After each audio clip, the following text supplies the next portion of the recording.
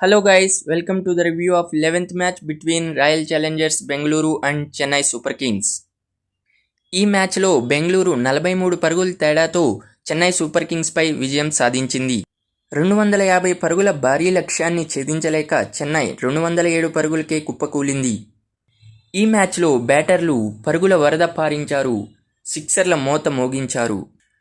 Toss ఓడి batting చేసిన royal Challengers Bengaluru నిర్ణీత 20 ఓవర్లలో 3 వికెట్ల నష్టానికి 250 పరుగుల భారీ స్కోరు చేసింది. ఓపెనర్లు ఫిలిప్ సాల్ట్, విరాట్ కోహ్లీ జట్టుకు మంచి ఆరంభాన్ని ఇచ్చారు. అనంతరం రజత్ పటిదార్ సారథ్యంలోని బెంగళూరు బ్యాటర్లు చెన్నై బౌలర్లపై విరుచుకుపడ్డారు.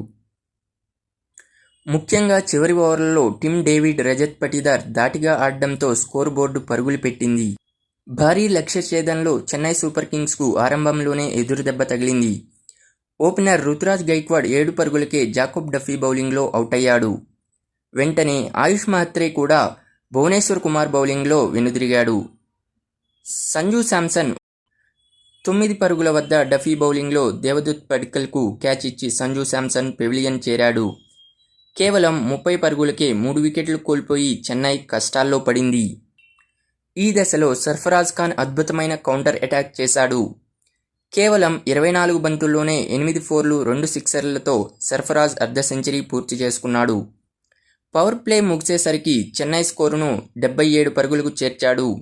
అయితే కృణాల్ పాండ్యా తన మొదటి బంతికే సర్ఫరాజ్ ఖాన్ను అవుట్ చేసి చెన్నైను కోలుకోలేని దెబ్బతీశాడు.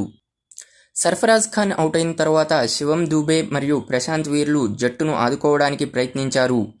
వీరిద్దరూ కలిసి ఇన్నింగ్స్ను ముందుకు నడిపిన అభినందన్ సింగ్ బౌలింగ్లో జితేష్ శర్మ అద్భుతమైన క్యాచ్ పట్టడంతో దూబే అవుటయ్యాడు.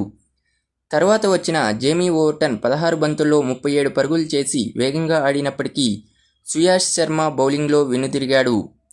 కార్తీక్ శర్మ కూడా కృణాల్ పాండ్యా బౌలింగ్లో అవుటయ్యాడు. చివరి ఓవర్లలో భువనేశ్వర్ కుమార్, అభినందన్ సింగ్ చెన్నై లోవర్ ఆర్డర్ను దెబ్బకొట్టారు. భువనేశ్వర్ తన కోటాలో 4 ఓవర్లలో 41 పరుగులు ఇచ్చి 3 వికెట్లు పడగొట్టి ఐపీఎల్లో 200 వికెట్ల మైలురాయిని చేరుకున్నాడు.